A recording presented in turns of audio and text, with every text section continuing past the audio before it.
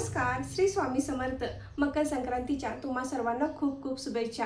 आज संक्रांत आहे आणि उद्या संक्रांतीचा करदिन म्हणजे किंक्रांत आहे.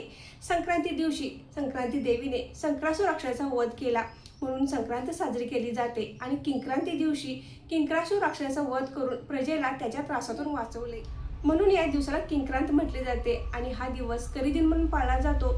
तर या दिवशी कोणतेही शुभ कार्य केले जात नाही किंवा कोणत्याही शुभ कार्याची सुरुवात केली जात नाही. तर आपण या किंक्रांती दिवशी कोणत्या गोष्टी टाळल्या पाहिजेत, कोणती कार्य आपण या दिवशी करू नयेत, अशी महत्त्वपूर्ण माहिती आपण आजच्या व्हिडिओमध्ये घेणार आहोत. तर व्हिडिओ स्किप न करता शेवटपर्यंत नक्की बघा. किंक्रांत हा दिवस पंचांगानुसार अशुभ मानला जातो. या दिवशी कोणत्याही शुभ कार्याची सुरुवात आपण करायची नाही. जर तुम्ही एखादा नवीन व्यवसाय करणार असाल तर किंक्रांत दिवशी तुम्ही या व्यवसायाची सुरुवात करू नका. तुम्ही गृहप्रवेश करणार असाल किंवा नवीन घर बांधण्यासाठी सुरुवात करणार असाल तर किंक्रांतीचा दिवस अशुभ मानला जातो. तर आपण या दिवशी हे कार्य करू नये.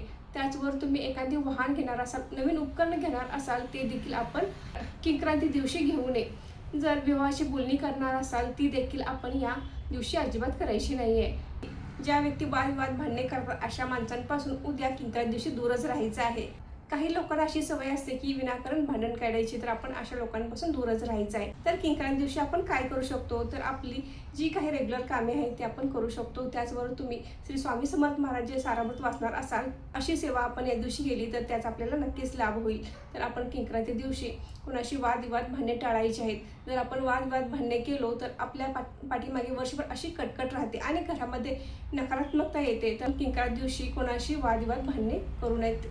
तर मैत्रिणींनो, आजचा व्हिडिओ येथेच थांबवते. तुम्हाला परत एकदा मकर संक्रांतीच्या खूप खूप शुभेच्छा. धन्यवाद.